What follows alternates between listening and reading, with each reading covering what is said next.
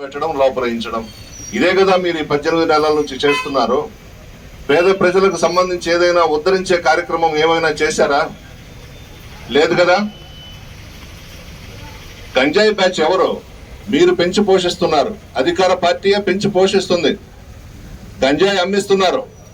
మీరు అనుకుంటే నిమిషాల మీద పట్టుకోవచ్చు వాళ్ళని, కానీ పట్టుకోరు. రౌడీ షీటర్స్ కి అధికార పార్టీ ఎమ్మెల్యేలే మద్దతు ఉంది. వాళ్లే పెంచి పోషిస్తా ఉన్నారు.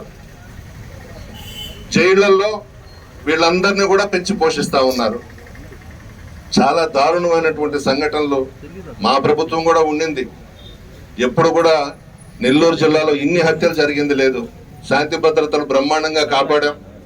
ఎవడైనా పని చేస్తే వాడిని శిక్షించమన్నామే కానీ వాళ్ళకి ఎప్పుడు కూడా మేము ఎమ్మెల్యేలను కానీ మా ప్రభుత్వంలో మంత్రులు కానీ మా నాయకుడు జగన్మోహన్ రెడ్డి గారు కానీ మేము ఎప్పుడు కూడా సపోర్ట్ చేయలేదు. పోలీసులు పరువు నిలుపుకోండియా, ఎందుకు మీరు వేసుకునే కాకి బట్టలని అడుగుతా ఉన్నా. అక్రమంగా మా మీద కేసులు పెట్టి ఆడ బజార్లో తిరిగే రౌడీ షీటర్స్ని రేప్ చేసే వాళ్ళని ఫ్రీగా వదిలేస్తున్నారు. మీరు ఎందుకు మీరు వేసుకునే డ్రెస్ ఎందుకు చెప్పండి, ఇప్పేసేయండి. ఇప్పేసి మీకు కానీ అంత అభిమానము అంత పసుపు పచ్చ వేసుకోవాలనుకుంటే వేసుకోండి. పసుపు చొక్కాలు వేసుకొని తిరగండి రోడ్ల మీద.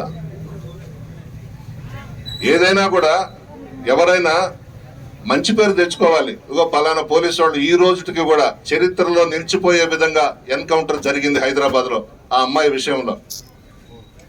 సజ్జనార్ గారు కానివ్వండి, ఆ రోజు తెలంగాణ పోలీసులు కానివ్వండి, ఆ విధంగా మంచి పేరు తెచ్చుకోవాలా.